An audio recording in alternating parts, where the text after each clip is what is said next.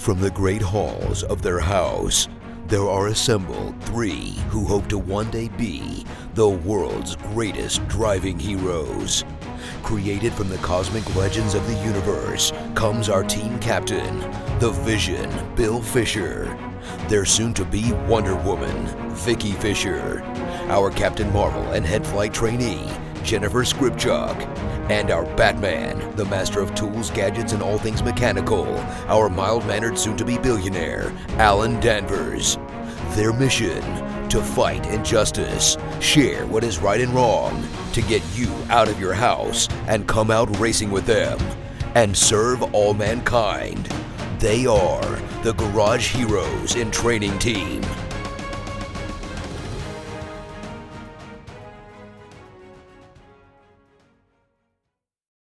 Welcome to the Garage Heroes in Training Podcast. I'm going to be your host for this episode, and my name is Bill. Who's hosting? I'm Vicky. I'm Jennifer. You are. And we have a guest. We have a distinguished guest. He's actually been racing for over 30 years. He's done karting, circle tracks, club racing, off-road racing. He's been with NASA Great Lakes for over a decade. He is the defending Mint 400 class 5500 winner, and he's done three-time winner of the Thunder Roadster series. He is also involved with racing in his regular day and is the marketing director or director of marketing for Peak Antifreeze and handles all their sports and racing team partnerships. A certified instructor with Motor Safety Foundation, which I really want to find out about a little bit more because I eventually want to get there. And, with all that spare time, obviously he's got to be the comp school director for NASA Great Lakes, and we thought he would be a great person to have on because we want to find out about racing school and comp school. So with that, Brian Bohlander, welcome to the podcast. Thank you, Bill, Vicky, and Jen. Great. This is awesome. Oh, wow. When you stitch it all together, that's impressive. You know what? I could have sworn that he was going to end that with the man, the myth, the legend. I was going to go Ric Flair and say, to be the man, you've got to beat the man. And we've never beaten the man. So, but. That's right. Welcome, Brian. How are you? I'm very good. Thank you, guys. You make me feel like that I actually have done something in the 33 years of racing here.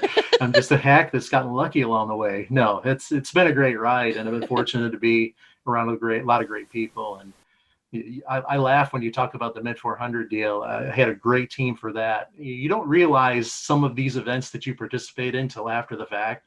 I didn't realize the Mint 400 was like the Indy 500 of off-road racing in America. Like until after I won this thing, won the class, and all of a sudden, I put the post, hey, we won class 5500. And for the next 3 days, my Instagram and Facebook pages just blew up with people from everywhere and every form of motorsport that, the guys like, my buddy Robert Heitz, like, go Brian, and Larry Dixon, hey, this is awesome, cool, check it out. I'm like, oh, how did we do this? Ken Stout, you probably have heard of him, Ken sends me, he's like, dude, that's serious that you won the Mint. So anyway, whatever. He stumbled into like a massive race event. He just tripped into it. It was something unique that I always wanted to do. We'll talk comp school in a little bit, but I guess the best way I can describe off-road racing, and it's cool because what you guys do with grassroots racing, particularly endurance racing, imagine running on a track that's damp with absolutely zero visibility. Okay, so you got that. It is constantly changing every second of every minute with boulders, potholes, and rocks every possible place that you can't see. That's off-road racing. And you have to go do this as fast and as hard as you possibly can. So it's cool. It takes all the skill sets that we learn in road racing and takes it to the next level and amplifies it. Anyway. Sounds like fun. Oh, we need to do some of that. Oh my gosh. That sounds insane. It was great. Oh yeah, I mean, massive adrenaline. The funny part is before we got started, we were talking about Ross Bentley, and one of the things Ross has always said, you run as hard as you can without stepping over the line in rain racing. Well, it's very similar in off-road racing. Probably the best advice somebody gave me was, if you physically hurt, so does your car. Think about it that way. If you're getting beat up, so's the car at that point. Rob McCachran once said, and I totally, after doing this, totally get it. Whoever wins the race is the one who ran slow enough to win. Think about that for a second. Yeah. We got the slow part covered. I've never thought about it that way. We got the slow part covered. We That's just got to work the awesome. winning part now. That's right, Jennifer Jen. runs the cars way too hard. Jen, you broke your ribs. Just think what the car feels like. Look at the poor little car. That's it. It We does a saw good what the scene. car looked like. It did. It broke its It ribs. went from Mr. Pool to Mr. Pooh. So So, Yes. Brian, how did you get into racing? Oh man, how many hours do we have I've here? got a lot of You know, I've got a lot of tape here. We're good. I'll do the abbreviated version. Funny story. My family, my uncles, my dad, my uncles on my mom's side, my dad were all drag racers. So let's just say racing has always been in the family at some particular level. When I was a kid, I grew up watching midget racing all the time. Wanted to be a racer when I was a kid. And I convinced my dad when I was 12 years old to go get a go-kart, and the rest is history, I guess, as they say. Wow. How long were you doing go-karting? Race karts for 7 years, and we started at the local level and went all the way up to the WK Manufacturers Cup level, which is their premier, at that time, was the premier national championship series. So we're going to get into what you've done, and we're going to get into where you've been. But I always, I'm a let's look forward kind of guy. So do you have any goals, dreams, bucket items left to do? Oh man, that's a tough one. I guess for me, the biggest thing now, I've been fortunate to be around a lot of great people and do a lot of different things. I think for me right now, it's how then can I give back, which is, where the comp school piece and the instruction piece comes in. And, we were talking offline about racing and about trying to figure out how to get there. If I can go to a racetrack someday and be net zero when I leave, meaning I haven't spent any money, that I broke even to be there, that I think is the ideal goal for any of us in grassroots racing. So, with that said, from here, just looking forward is how do I give back, and how can I go be there and maybe not even necessarily make money doing it, but go home with the same amount of money in the pocket for as long as I can do it, whether it's driving, instructing, participating with teams or whatever. Mm-hmm. That's awesome. So you've got a lot of different types of racing. Is there a racing pedigree, like car wise, that you followed a path of, I'm a Jaguar guy, or if you just kind of been like, hey, it's got some wheels and it seems to move and put me in, coach? Well, I've always been really more of an American muscle kind of guy. Okay. Big V8s, love the big growling V8s. That was probably where the stock car piece of things came into play. I realized real quick that run around a circle wasn't for me. I like the fast-paced straightaways, the slow braking corners where you actually have to drive a car. And no offense, because don't get me wrong, running a circle is not as easy as it looks. Yep. There's a lot more mechanical there and a lot of technicalities there from a chassis setup. But what I've always loved about road racing is if you give me an equal car and you beat me, then you outdrove me. And that's the beauty of that. So that's really where that's gone. And like I said, from car wise, love the V8s. It's crazy though, the fact that pretty much everything I've raced does not have a V8 in it, but that's, love the big rumble of a big V8 car running down the road. Yeah. They do have a certain dynamic and a certain sound that it's hard to beat. Absolutely.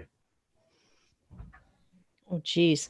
So, usually when it comes to you and racing, do you normally race with a team, or do you solo mio? Or do you do a lot of solitary So racing? I've been fortunate through a lot of this. Like I said, the family's been involved in motorsports. My dad has been retired now for almost 10 years. And when I came back to actual racing, I came back at it wanting to do it, and kind of asked him for a little bit of advice, and it's turned into Brian's job is to go drive the race car, do the data acquisition, and do what he needs to do as a driver. And my dad's job has been running the race team. So I've been fortunate that even though I run it, even though I race it and I own it, my dad does most of the work, and it's been great on both sides, because for him being retired, it gives him something to do, and he gets out of bed in the morning. He's just loving every minute of it and being involved in it. Mm-hmm. And for me, it's taken a big load off of my shoulders to just be able to concentrate on that piece of it, and then be able to spend whatever time I have left giving back, whether it's instructing or teaching comp school or things like that. And I've got to say, That's kind of like Bill. Bill does all the organizing and stuff, and we just drive. Well, no, not really. Vicky I'm does all willing the to share, mechanical just, stuff. FYI. I'm willing to share. and that's really the big thing to me is kudos to anybody who goes and does this on their own, even in the sprint racing deal. There's so much involved between getting trucks and trailers ready, bringing all the infrastructure, fueling it up, nut and bolting the car between runs, and then still having enough not only physical strength to go get in the car and go drive it, but also be able to keep and compartmentalize everything enough to be able to get in the car and actually focus on driving it with everything else going It's on. exhausting. It is. Yeah, Vicky, It really is. you just had some issues with that. This, kind of came to a head for our team. Yeah. Our summer was. I think that we just decided we just need to restructure our team and restructure how we do things, because it's exhausting. Too much. Yeah, it was this last summer was a lot of work, and we still ended up at the race exhausted. Now, does your dad live near you? I mean, yeah, he's about 3 towns over, so we're about 20 minutes apart. Yeah. See, one of the problems that we have is, our team's kind of spread out a bit. So, everything is at Vicky and Bill's. So it's tough to even jump in and help. We're a couple hours away from each other. So we've got 3 kind of homesteads, and we got Connecticut, Pennsylvania, and Delaware. So we've got New Jersey triangulated, but we don't use it. But, whatever. Yeah. Well, so go ahead. Oh, go ahead. I'm sorry. You go ahead. No, I was just going to say, as I think about racing, when you think about it, it's almost overwhelming. But if you start to compartmentalize it and what it is, okay, you've got your logistics component, truck, trailer, and what goes with that.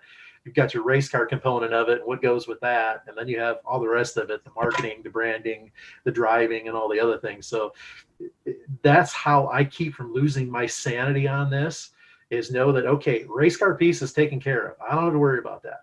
Truck and trailer piece kind of is divided and conquered, little responsibility on both sides.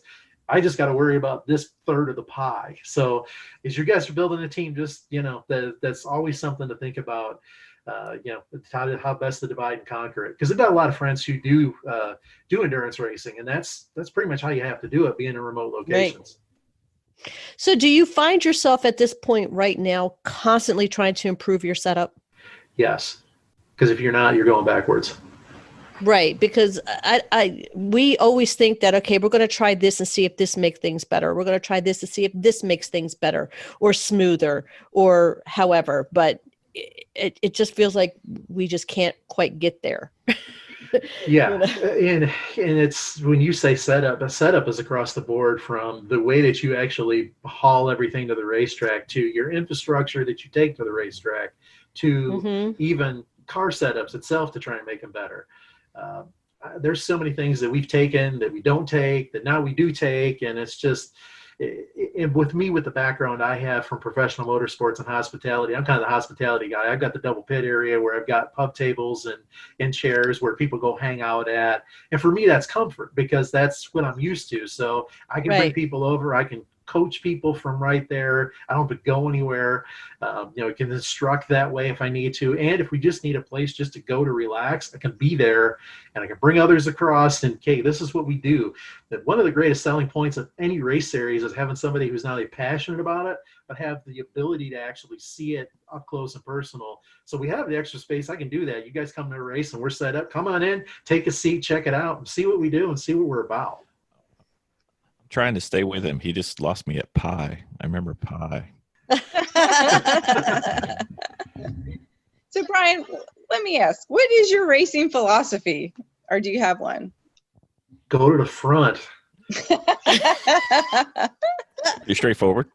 Yeah, I mean, it's, lead follower, get the bleep out of the way, right? So pretty much put your right foot through the floorboard and go to the front. That's my mentality. Can't imagine how they put you in front of comp school, but maybe it has something to do with that.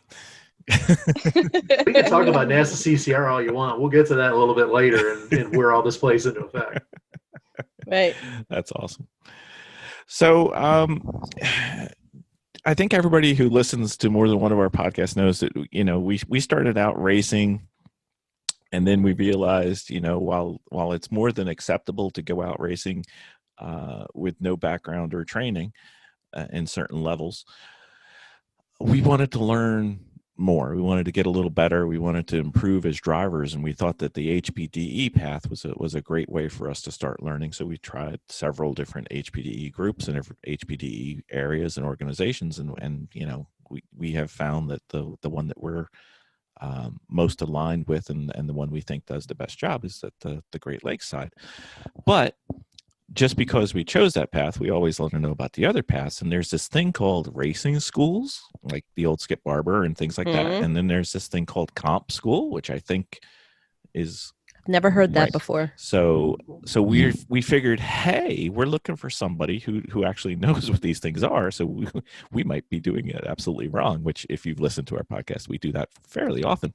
So we wanted to get into what the differences were and what their goals were, and maybe, you know, be able to describe the three avenues. And if there's more, sorry, we didn't leave you out. We just don't know about you, and try to, you know, make sure that we are doing and make sure that our listeners are doing the one that fits what their personality and goals would be. And you got elected by somebody else who shall remain nameless, Eric. So short straw, Mr. Bohlander. I'm sorry. Well, Eric nominated me because I've done all three, so I can talk to all three of them. Exactly. Let's start with, so let's high level my background. So karting background, obviously race stock cars, and at the tail end of my stock car driving career, which wasn't very long, I looked at how do you take that jump from road racing karts with a little bit of background in big heavy cars now and parlay that into going road racing. So I actually went to Skip Barber in the late 90s, had some great instructors. One of the best quotes I've ever heard in my racing career was, the essence of road racing is the execution of perfection, from a gentleman named Vic Elford, who happened to be one of my instructors. And it's kind of stuck with me today. And when you think about data, why do we go to this and why do we look to the nth degree of it? Because you never, ever run the perfect lap. So you're always striving to execute that perfect lap. And this is Vic, long before data acquisition, this is his philosophy of road racing. So it's always stuck with me and always been a building block as I try to teach other people about racing. So going back to the Skip Barber example, for me, it was kind of a half step, shall we say. At that time, that is what road racing schools were. You would go to a school for 2 or 3 days. They would put you into a race car and you would simulate some different activities by yourself, where they would teach you apexes, they teach you braking, they teach you shifting. They would teach you some basic fundamentals of passing, wink, wink, right. Meaning that you never were at any speed. You never were really ever close to a car. And at that point, they would give you a certificate and say, if you want to go race with a sanctioned group, at that time was SCCA, you have to go maybe do another one of their schools, or based on your race background, they might, you know, give you the exemption of it and get you a regional competition license, and you can go get in a race car and race. Mm-hmm.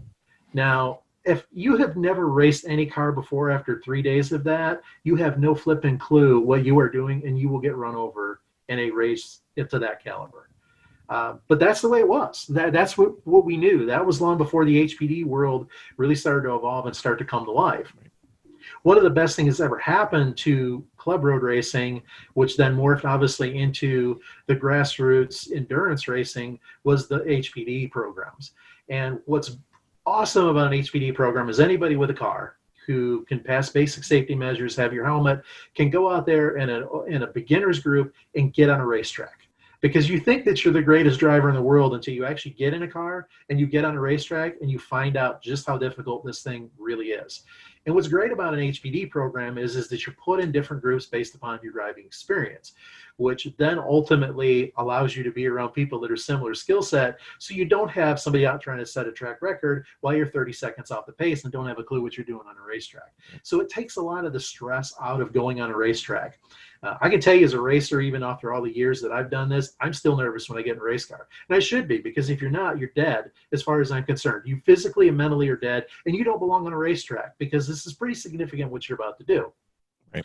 Let's shift that and just talk high level comp school. So comp school then really is that progression, and it's the last step then of HPDE, where you've gone through the fundamentals, you've started to get closer and run with multiple cars, you get quicker, you learn multiple skill sets, you start to learn situational awareness, you start to put all this together in a fast environment with cars a lot closer, with drivers that have higher caliber and higher talent levels at that point.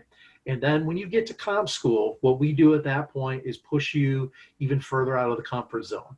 We take you then at that point and get you closer, faster, and get you more aware of what's going on. One of the biggest things that I've learned through comp school is people don't understand situational awareness until they really get in the environment where you're 2 feet off of somebody to 6 inches off of somebody.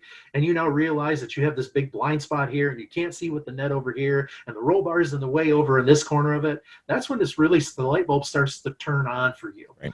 And then we go through proper passing and we beat it into your head about no dive bombing into the apex. And we can talk about that all day long. Obviously we're talking a little bit more on the NASA realm of things. NASA CCR, if you read section 25 of NASA CCR and can understand that, you will be one of the best road racers from a passing standpoint that you possibly can be. Because unlike other groups, it specifically says in sections 25.4, 1, 2, and 3, what's defined as a pass, when a pass starts, when it's completed, and who's responsible if something happens.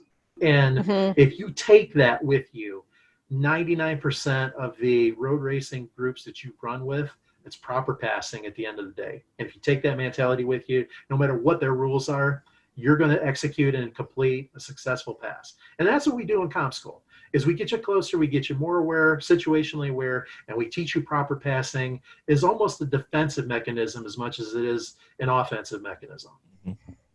So it's really, I mean, it's not called HPDE 5, but it's really like the next step past HPDE 4.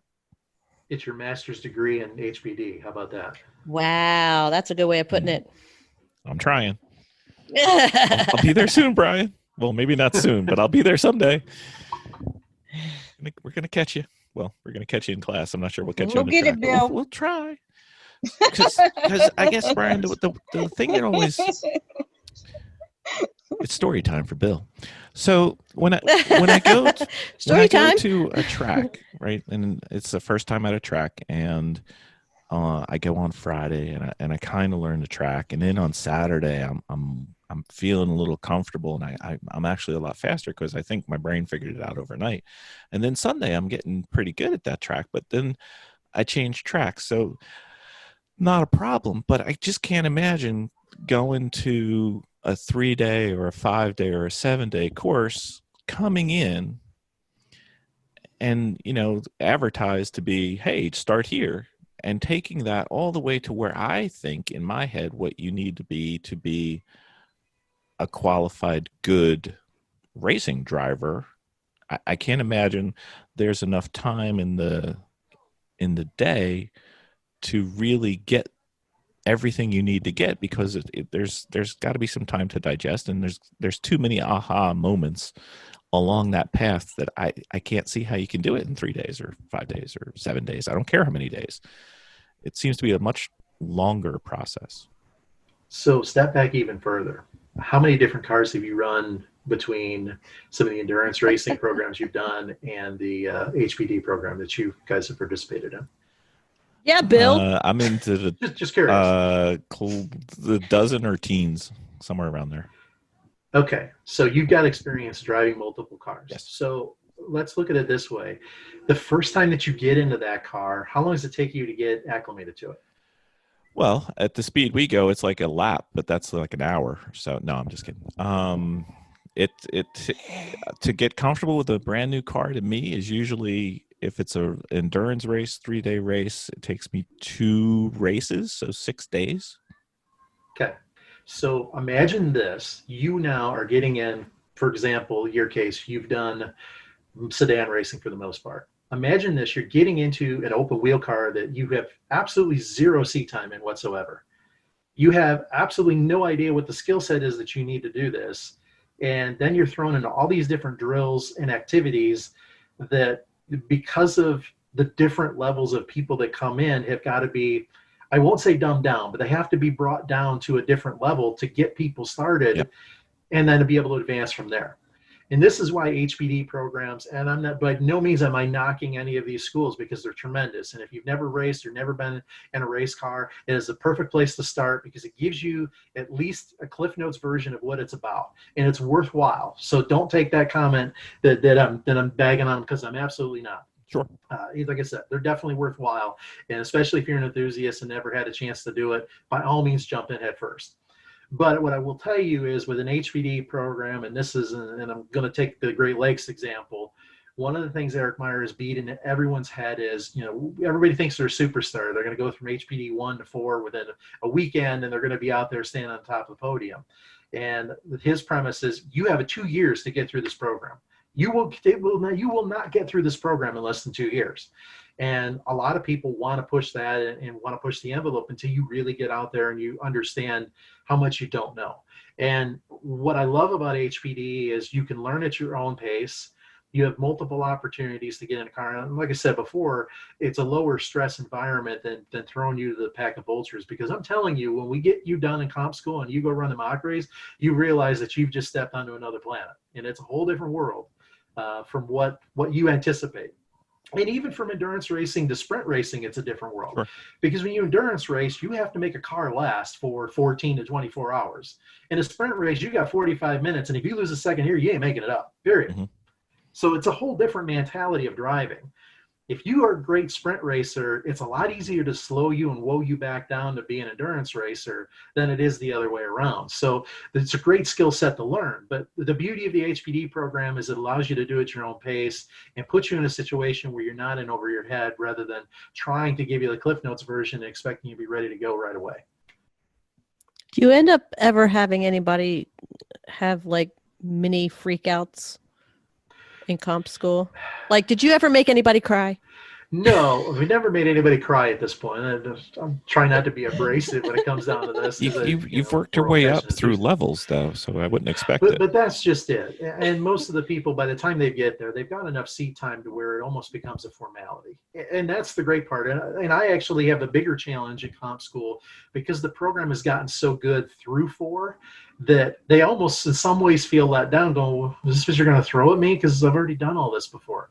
Yeah, but we're doing it faster, we're doing it closer, and you're getting the nuts and bolts of what proper passing is about, which you've practiced, but now you're doing it at a different level, and now you're getting out there officially getting that diploma to move on, shall we say. I want one of those. Understood. I need one of those. I just got to earn it. We'll get there. No problem. I know. And your diploma is a little red card that says on it, provisional competition license. That's your diploma. I'm just going to shorten it to pro. But anyway. Bill's shooting for the less than 2 year No, program. there's no way. Oh, please. It's like, if it's worth doing, it's worth overdoing. Anyway. But one of the great things that you guys have with doing the endurance racing that you do is situational awareness. You're in traffic all the time. I mean, all the time. Yeah. So if you take that for what it's worth, you bring that skill set back to an HPD program, and we teach you how to have a sense of urgency on a racetrack, you really have a rounded out driving skill at that point. Yeah, it was pretty funny. We did a couple of the passing drills and the 2 cars, 3 wide car drills and stuff, and they're always like, so what was that like? I'm like, normal day. Yeah, pretty much. Yeah, I think the one thing that it has taught me that I've noticed through the HPD classes is it's taught me poor driving line habits, because when we're racing 140 cars on a track that's 2 miles long, the line is this fictitious piece of road which is always occupied by a variety of different cars that are going at all kinds of speeds. So it's more a reference than something to actually work at. So I'm used to going off turn line, coming in late, coming in early, whatever, because that's the only piece of road that's available to me. So Bill, you know what that's called? That's called racecraft. it is. Unfortunately, we don't have enough time and can't throw enough situations at you in comp school to really get into it. And that's actually been one of the things that guys like Mike Job and Eric have pushed me on, and even to a certain extent, Robin Burnett have pushed about, okay, how do we take what we do here and create a racecraft school? And I mean, we even had this conversation with Ross. I don't know how you can, short of putting them in carts and letting them go at it, because that's the best way to learn racecraft. And it's the least damaging way. Sign them up for a lemons race is what you do. Yeah, but here's the thing. This is the challenge I've always had with the endurance racing is you might run with that car long enough, but there's 5 different drivers in that car usually. So you never know who's behind the wheel of it. The one person may be great and can lean on you all day long and you can run a lap side by side and don't worry about it. And the next guy will go as far in the brake zone as they possibly can. And then even 10 feet deeper than that, stand on the brakes when you're faster than what they are. And it's like, we just get the hell out of the way and let me go instead of trying to race me in a corner. We're doing this for 14 hours. There's no point of this. Just back off and let's get out of the way and move on. Well, you see, that's why we always said it took us 2 seasons not to learn how to drive the car, not to learn how to race the car, but just to learn what the other cars were. So there's certain cars you play with, there's certain cars you avoid, and there's certain cars you just stay out of the way because we don't have to worry about them. They're going to hit something. Just stay out of the way. I did an endurance race one time, and the guy afterwards got out of the car. He's like, "Man, that was great." I looked at him and go, "No, it wasn't." He's like, "Why?" I'm like, "Because I'm 5 seconds faster than you. And every time you're faster in a straight line and you're trying to outbrake me in a corner, as soon as we get into twisties, I'm all over you. Just back out, let me go, and you might learn something." And he walked away almost like his tail was between his legs. And I try not to be mean, but I'm like, come on. We're racing for 14 hours, and all you've done is burn up the brake pedal for the next guy to get in the car. And they're going to get in the car and go, "What happened to the brake pedal? Bill, what'd you do to the brake pedal?" It wasn't me. It was like that when I got in the car. It was. So is there a difference in the education approach of a race school? I mean, of a comp school versus an HPDE, or is how does it transpire to take you from, I guess they would call it like a 4.9 is kind of the terminology at Great Lakes, and then comp school would be like a 5 start, and then who knows what number it ends at? So let's talk the HPDE to comp school specifically. And what the biggest thing that the biggest takeaways we have for you is situational awareness, getting as close as you possibly can, and then really understanding the rules. Person who understands the rules the best and understands the rule book the most is usually the one that runs up front. And I don't mean that in a way that you're looking for the gray area to beat the rule book, but if you understand the rules, you understand how to maximize your ability within those rules. That is what we do in comp schools. We teach you the rule book. And if you don't know the rule book inside and out, at least we give you a reference of where to go find what you need to know to be able to go back later and reference for the class rules and for the NASA rules specifically.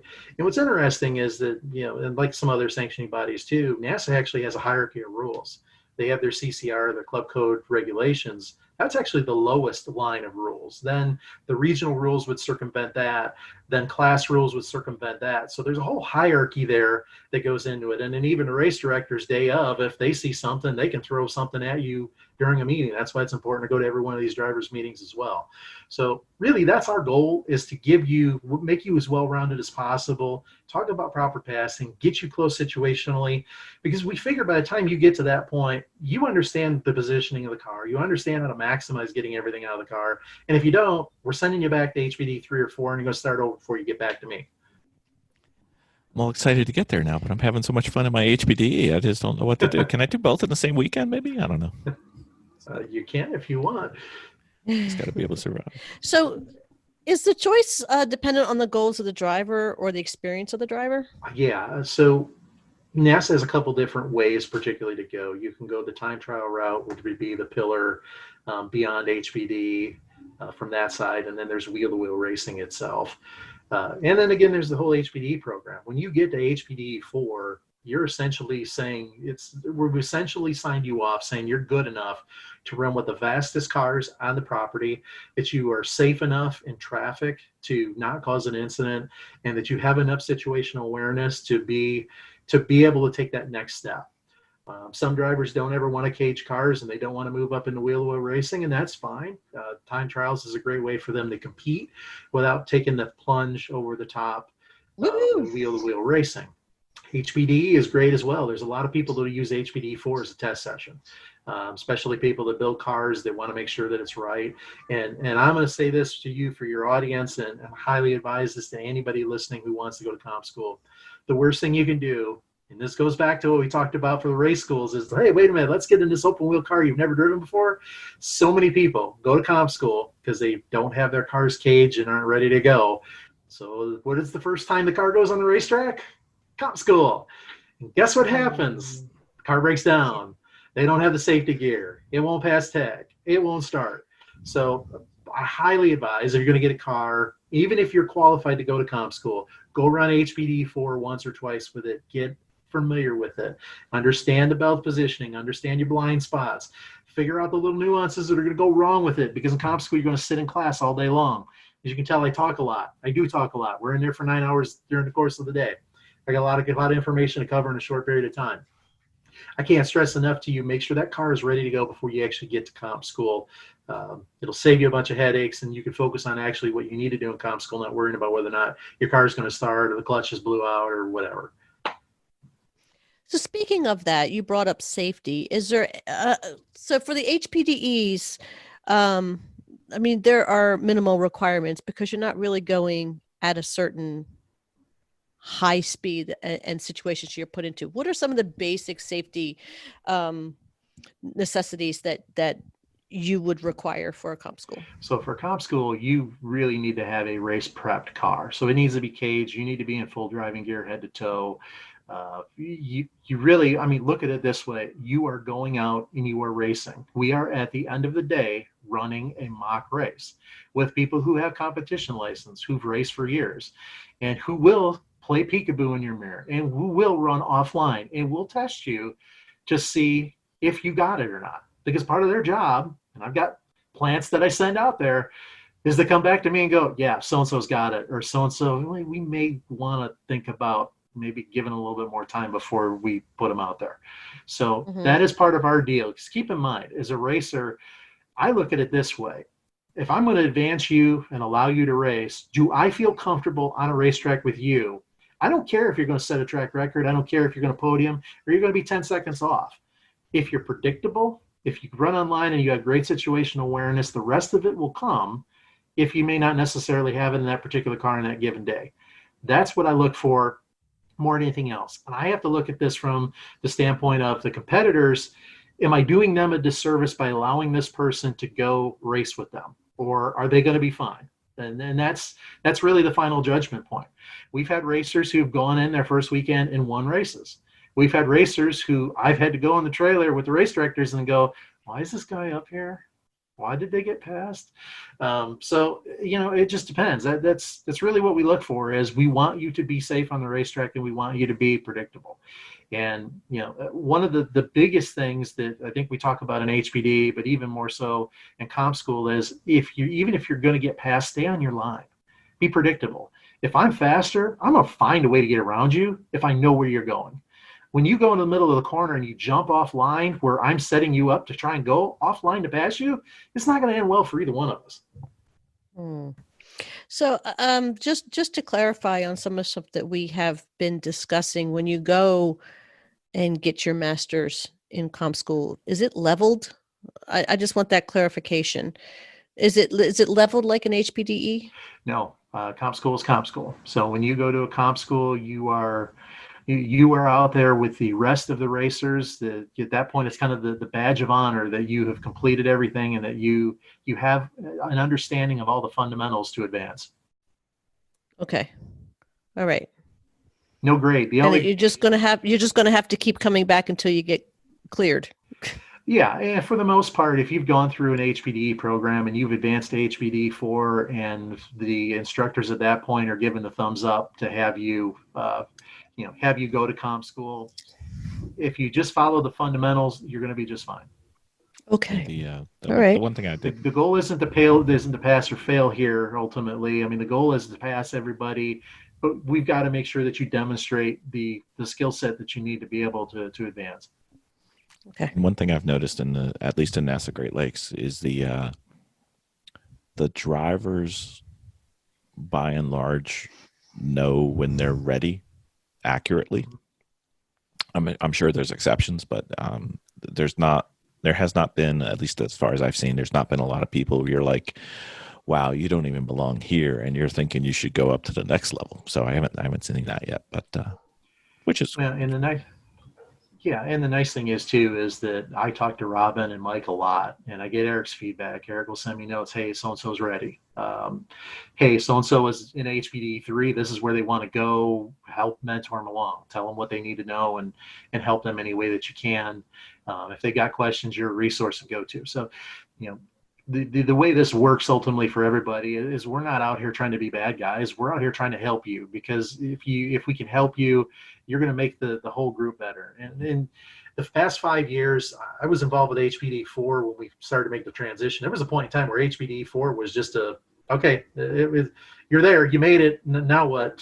What do you want to do? Do you want to go race? Do you want to go do time trials, or what skills do you want to learn? It really doesn't matter. You made it this far, so it's kind of the abyss.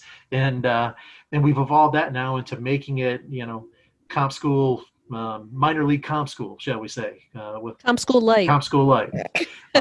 Mike's done an awesome job with that, and we started to introduce data and talk about some of those things, and really hammer on situational awareness. But with him and Eric and Robin, what they've done at 3 and 4, they've taken it to a whole nother level. And even prior to that too, if you look at what John Santiago does from starting the whole program at HPDE 1 all the way through Derek and through John Taylor and Joey in HPDE 2, what those guys do. Everybody along the way, you've got the best of the best leaders, and they've been vetted, and they're there for a reason, because they have the skill sets to do it. Right. And that I agree. That's all I can say. Everybody's been an instructor has been fantastic. Even the non-classroom instructors that come and help out are tremendous. So, and I think I left out Robert Ellis too, and I can't forget him, because Robert's brought such an awesome perspective to it with what he's done. I don't know if you know his background, but he's a former rally racer. So we can talk off-road racing and relate. Vicky saw her first off-road rally race videos this weekend, so she's intrigued. They're insane. Yeah. So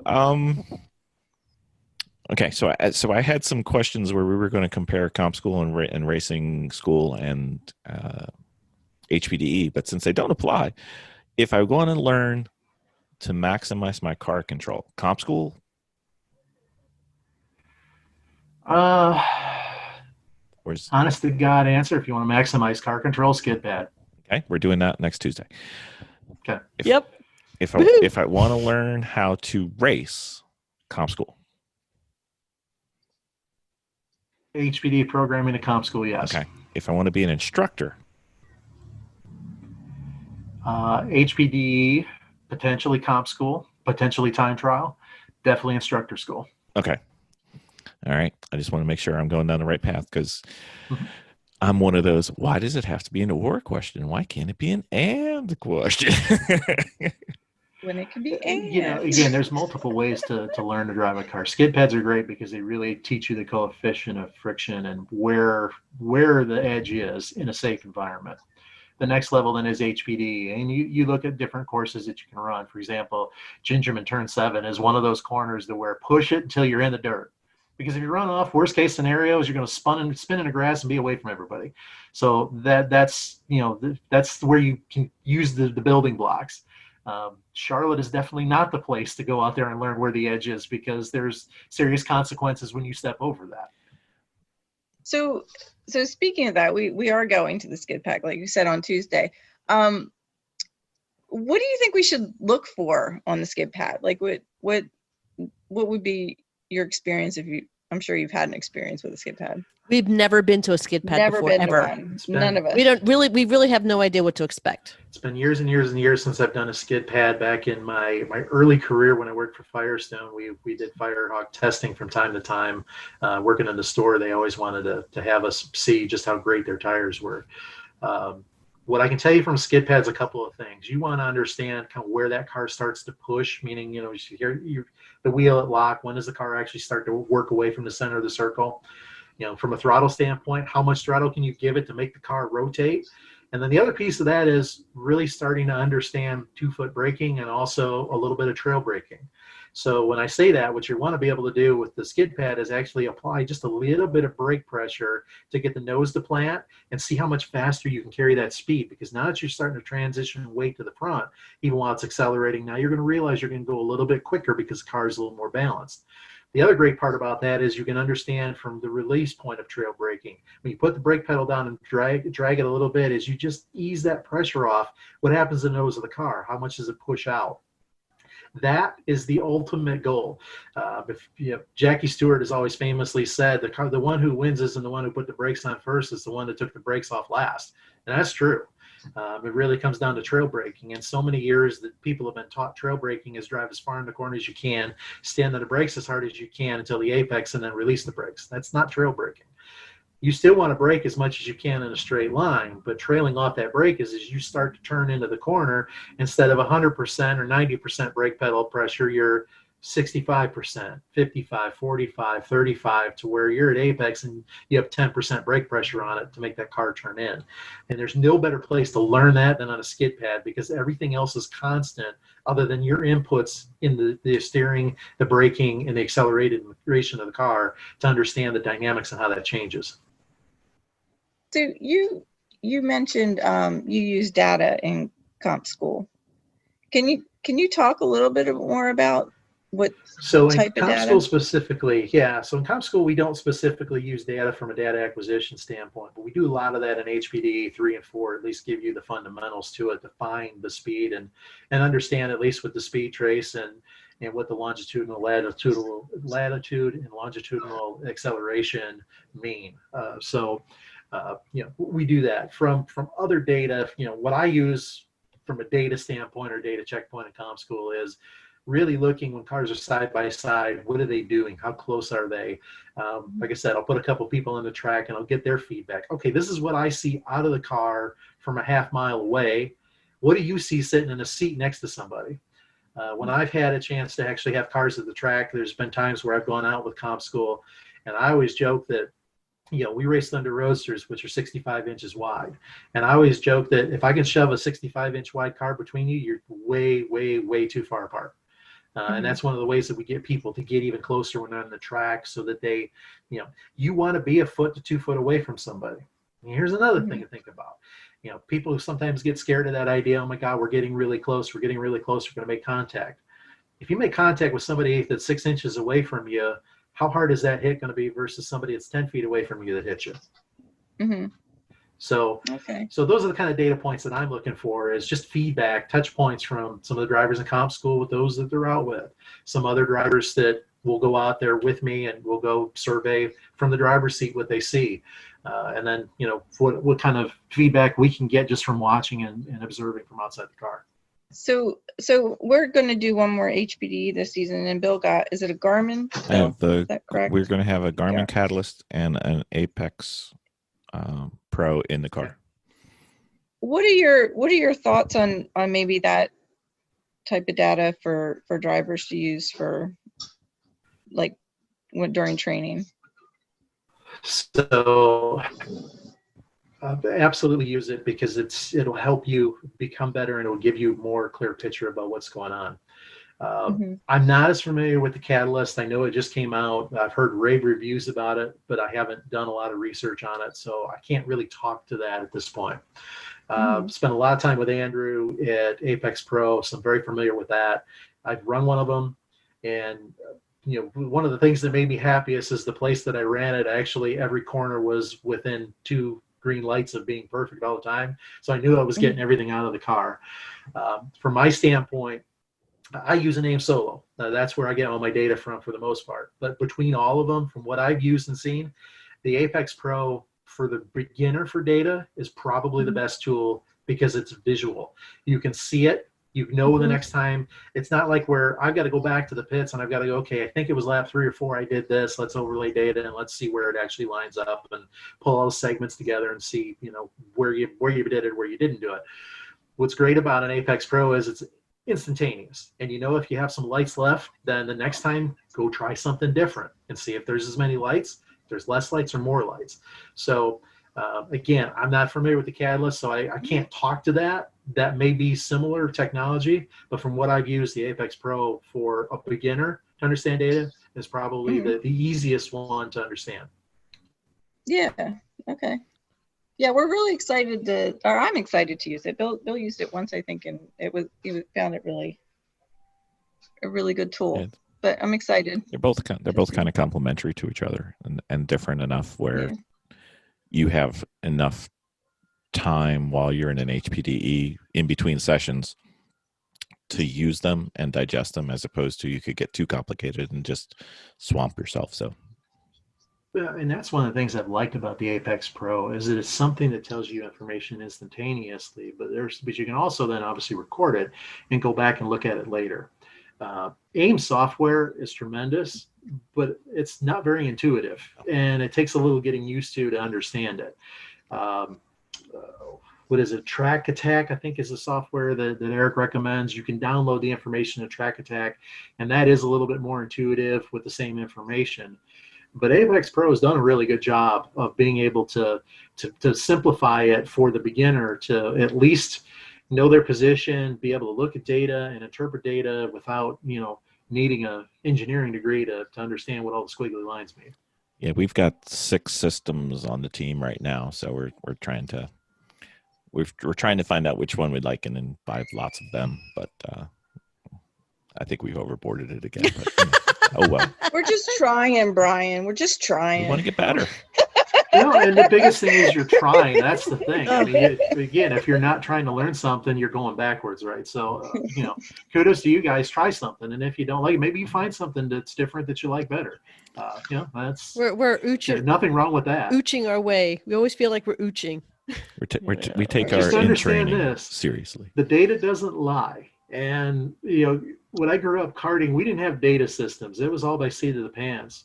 One of the ways that I learned to run a track is and Ross will tell you about the visualization as well. Back in the days when I held track records, I could literally close my eyes and I could run a lap with a stopwatch and I'd be within 1/10 of a second of my track record. Because you just understand it to that level.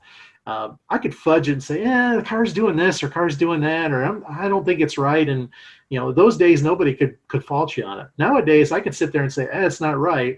And you go lean it up against a competitor who's got their data and they'll call BS on you because the reality is, no, you're leaving time on the table and here's where it is. The data does not lie. So the moral of the story is learn as much of it, learn as quickly as you can and get as entrenched as you can, because you'll become a better driver quicker. You'll be a more consistent driver. And again, you don't need to have a PhD in engineering to do this. Use the basics. I mean, if you understand the 3 components of it, like I said, the latitudinal, longitudinal, and the speed trace, pretty much everything else falls in place from there. Those are the basics. So in regards to trail braking, since you are way more extreme, can you go ahead and go over trail braking for our audience? Yeah, so in theory, what trail braking is multiple inputs are happening with the car at a given point. From an engineering standpoint, when your car is in acceleration, weight transfers to the back. So look at your car as a pendulum. We're in this circle track racing. Your car basically is a pendulum. And without going into engineering terms of instant centers and roll centers and all that, the pendulum swings backwards. So the nose lifts up and the back of the car goes down in your straight line, right? Because the acceleration momentum is creating the car to go that way. When you brake, weight goes to the front, right? So the nose goes down, the back end comes up. The pendulum swings because the weight shifts and changes. So what trail braking essentially is managing the balance of the pendulum. When you decelerate for a corner, you want to get as much of your braking done as early as possible and as hard as possible before you get in the corner. All right, I'll phrase that. You want to go in the corner as far as you can, but you want most of your braking to be done as early as possible, meaning that you're going your fastest point. So as you apply the brakes, you're going to have the hardest input on the brake when you initially apply it because you have the most speed.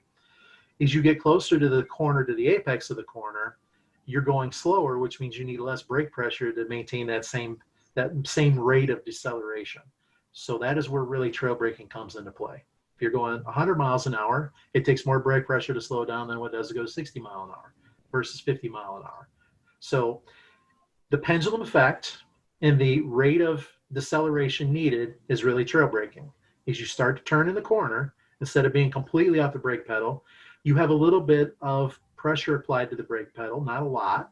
So what you're doing is you're keeping the car from the nose going straight up in the air, because now all of a sudden it's back in this pendulum effect where there's no weight on the front because you've taken the brakes off.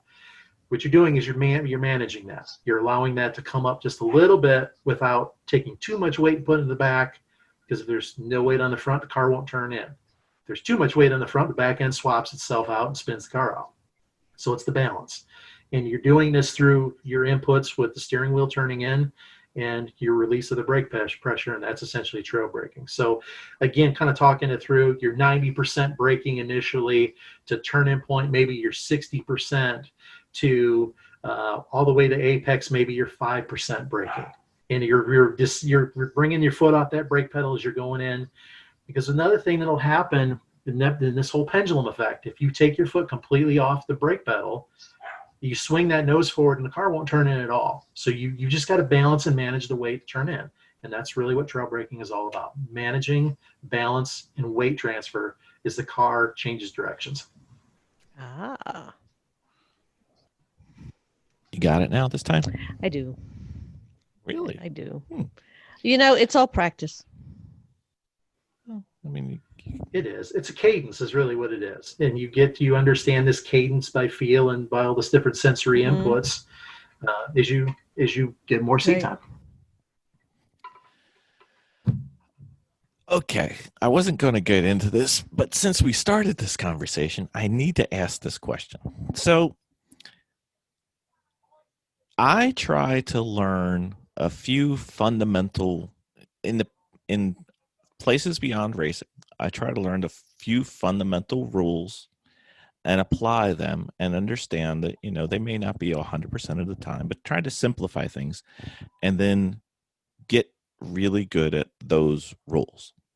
Now, racing, I'm not quite sure it's working quite as well because the exceptions seem to be more prevalent than I'm used to. But the one that's driving me up a wall right now, and we could go for hours on the ones that are driving me up a wall right now, is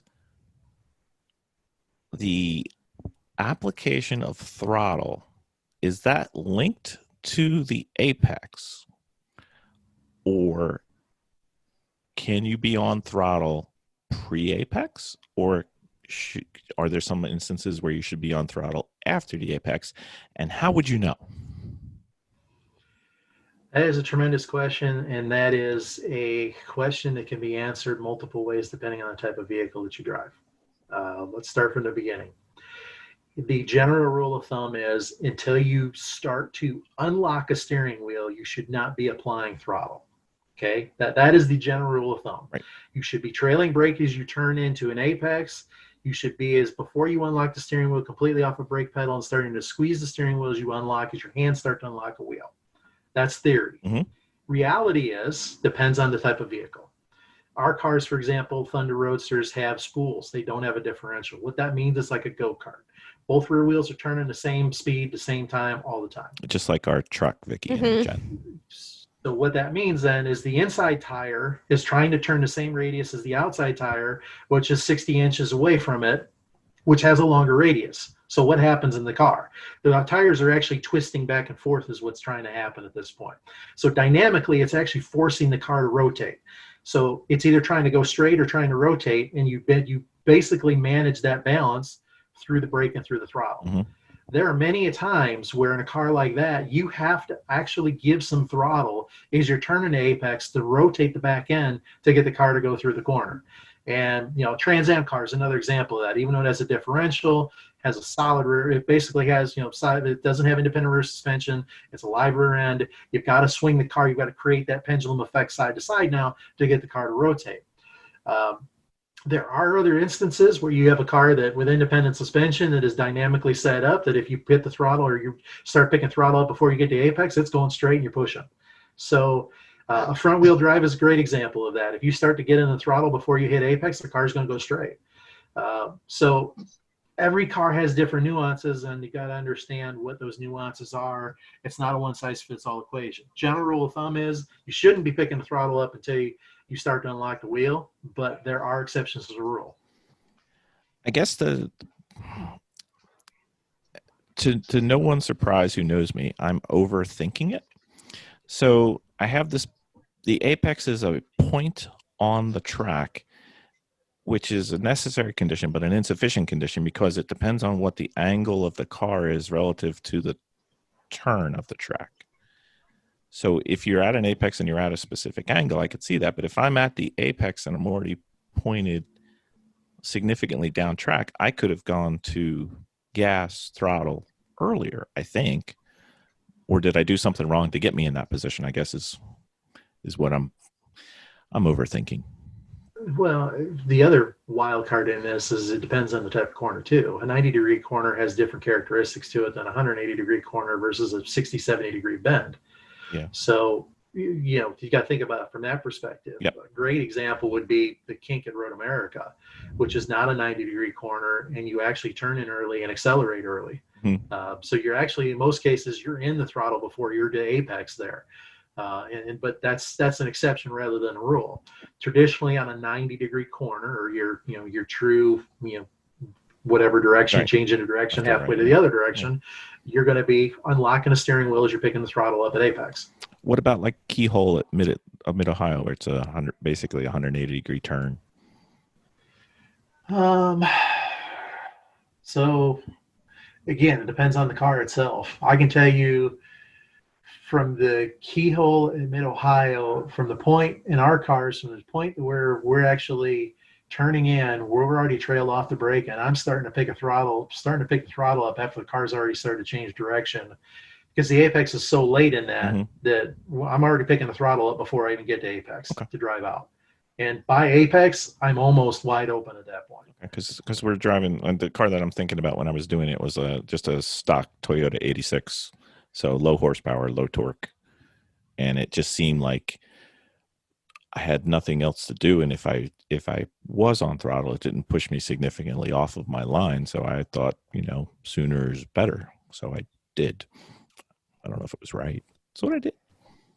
Well, always remember this: the faster you can get the car straightened up and the sooner you can get to the throttle, the faster it's going to go to the other end. Well, that's a good way of looking at it. I mean, it's true. If you look at different mile an hour, again, this is where your data comes in. But if you look at a speed trace, who picked the throttle up first is, even if everything else is equal, is usually a mile an hour or two faster at the other end of the straightaway. That's a long straightaway for Keyhole. So post Keyhole. Well, having not done comp school yet, that's a promise and a threat. Yet. So I'll be there soon. I don't know what soon is. I'm looking forward to it. We'll be there someday. Is there any questions or topics that we should have asked that we didn't, or something we left out that would be important to somebody who's trying to decide what their driving path should be?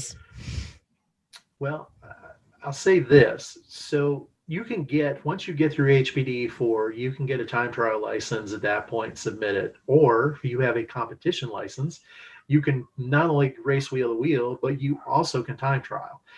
So the license crosses over to that. So I guess my recommendation would be anyone who wants to come through the system, spend as much time at 3 or 4 as humanly possible, understanding situational awareness, understanding data, understanding how to get the most out of the car.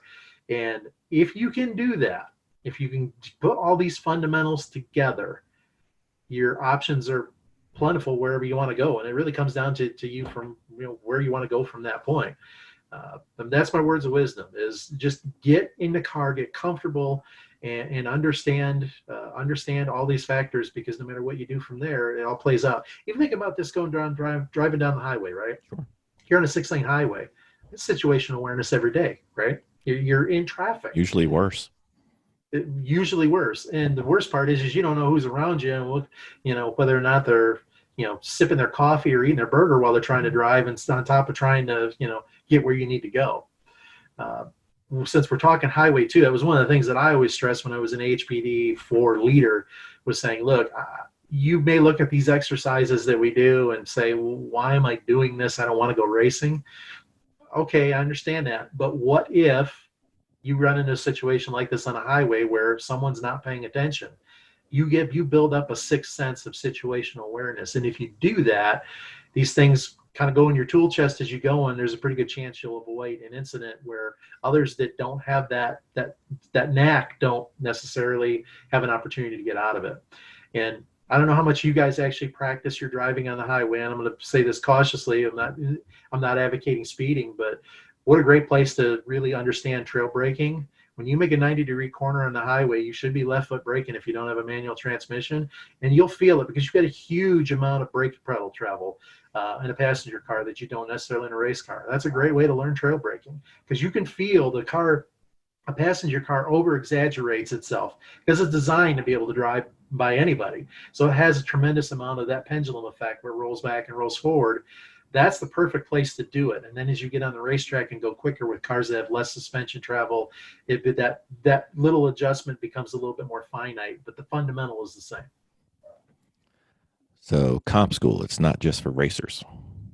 It's not just for racers. It's good. And who does 90-degree turns on the highway? I want to know. Anytime that you turn, think about this. Think about it. Anytime that you make a turn down a road, right? Every time that you go at an intersection, you got it. So Jen's like 180 degrees or bust. Now you could do the illegal UE, but I'm not going there, right? That's a whole nother skill set. You're in New Jersey and you can't make a left turn. So. That's true. You guys have to make 3 rights to make a left. Exactly. Not a problem. Well, you can do the right on red all the time, so it's fine. It's faster. So needless to say, you're going to do a lot of 90-degree right-hand turns to learn that trail braking, but left may be a little foreign when you get the opportunity to actually do it. We'll cross-train in Pennsylvania, so we'll be fine. There you go. You can get stuck in one of those circles. Oh, the roundabouts? Hit it really fast. Roundabouts. We only have one in Delaware. I think we don't have many. Miss Vicky. If we have asked all of our questions, we are going to move on to our fun segment. We're going to get to know you a little bit better. I love had this fun part with the other also. segment, but whatever. Oh no, the other segment was great too. We get to know him personally. He can have fun Pressure's now. off. These are the Fast and Furious story time boy. questions. We get to know you better. Okay. And, they're just freely answer rapid fires, basically. So, Jennifer, why don't you kick this off? Okay, Brian. What was your very first car and what was the worst car you've ever had? Oh, wow. I'll start with the worst car. Aren't these I'll start with the great? worst car because there's a funny story behind the first car. Okay. I don't really have a worst car as far as that goes. I have never had anything that's blown up or left me on the side of the road, knock on wood, and I run them till 250,000 miles before they get thrown in the dumpster at that point. No, dumpster. On my first car. We could do lemons with those. They're ready. They're just getting warmed up. There you go. My first car was a 1985 Chevy Caprice, white, Ooh. and it had a big K40 antenna in the back. So it looked like a big police interceptor car when you were coming at it. So can you imagine a teenager driving around what looked like a police car with everybody? Was as crazy as teenagers are. Yeah. People in the high school parking lot were scared when you pulled in. Yeah. What is the car from your family in history way back that sticks out in your mind the most? Interesting question. Probably, and I don't remember the car very well, but I know my mom, when I was young, had a 71 Charger. Ooh. So red. So, Really? Yeah, Oh, Mom. Yeah. Go, Mom. All right. So usually I'm stealing the terminology from another podcast. This is a very good podcast, but usually there's one car that you can trace everything back to you becoming a car person. It's the taproot car. It could be, one you had. It could be one you saw. It could be a Matchbox car, Hot Wheels car. It could be a model. It could be whatever. We've had some weird selections for what it was, but what would be the taproot car that brought you to where you are now? Oh, wow. Man, I don't even know if there's one specific. Early recollections, obviously, the racing deal was being able to go to races and watch, the midgets when I grew up, is that was probably one of them. From other things, it's, the race cars that the families own. My dad had 55 Chevy, had a green one and a red one. they ran B gas with, and then my uncles had a 63 Chevy 2 injected car they were going to run on nitro that they've ran locally in AHRA. So, those are probably the early influences. When I started to do car shows and car events, I always resonated in the Novas. But for me, and maybe I'm jumping ahead here, but the ultimate car for me is probably the one that I wanted in high school. I didn't. I got the Caprice, but I always loved the Monte Carlo SSs. Oh, the SS. Okay. Particularly the 84 to 86 before they did the 500 run of the NASCAR Fastback. That was always kind of my car. And at some point in life, I just may go find one of those and just have one just for giggles. Yep. Well, I understand. Being a graduate of high school in '84, I am very familiar with those cars. Yep. So, what is the one thing that no one knows about you that would surprise them? Wow. Good question. I don't know how to answer that. I draw a lot. There you go. I grew up drawing cars. Maybe that was kind of the early influences that I still do it now. I mean, I draw die lines for race cars, for proposals and things like that. So yeah. Well, Vicky does That's all awesome. of our car decorating and theming and stuff, and she's quite the artist. So it was certainly deviated like toward that. Fantastic. I'm a brand guy, so yeah, I can relate. All right. So automatic or stick? Don't care. Don't care. Which one? Don't care. Don't care. Drive anything. Daily driver. I don't want to sit in traffic holding the clutch pedal down. I did that for years. I had a Mustang GT that I did that for years. But from the pure driving standpoint, probably manual, but it doesn't matter. Our race cars are sequentials, and frankly, that's probably the most fun car out there is the race car with a sequential gearbox in it. I haven't done one of those yet, but we're working on it. So is it possible that you could have either a favorite driver or a race driver that comes to mind? Well, I've been fortunate with the day job. I've got to meet most of them who I would have considered that. When I was younger, probably Johnny Rutherford was probably one of my favorites at that point. And later in life, I actually got a chance to meet him and spend time with him. And let me tell you, the guy in his mid-70s was sharp as a tack. And his wife, Betty, when she was alive, I mean, those two together were two of the sweetest people I've ever met. I mean, they've been married for 50 years at that point. And they were still acting like teenagers around one another. And I always admired and appreciated that. And otherwise, I mean, I've been able to work with a lot of different people I worked with Danica Patrick for years. I've worked with John Force for years. I think John gets the rap of just being this bum truck driver. And let me tell you, John's the smartest businessman in motorsports I've ever met. He really is. He's so quiet, though. It's hard to tell. That's John Force 24/7. That's not an act for TV. That is the 4 o'clock in the morning or the midnight phone call I get from John Force. Just understand that. I met him. We used to live near Englishtown in New Jersey, so I met him a couple times. He does not seem to have an off button. It's awesome. No, he does not. Nope. But he's also one of the most genuine people too, because he can't tell a fib. I mean, he has such a conscience behind him. If he thinks that you don't trust or don't believe what he's saying, he'll reiterate it 100 times till you know that that's what he means. Yep. Great guy. There's no filter there. And that's what I love about the guy. It's genuine. He's very genuine. Okay, our next question is front wheel drive, rear wheel drive, 4-wheel drive, or does it matter? It doesn't matter, but rear wheel drive more so than anything else. Okay. Especially racing. I have no interest in doing front wheel drive unless it's 4-wheel drive. Yeah. Okay. So what is that one car that got away?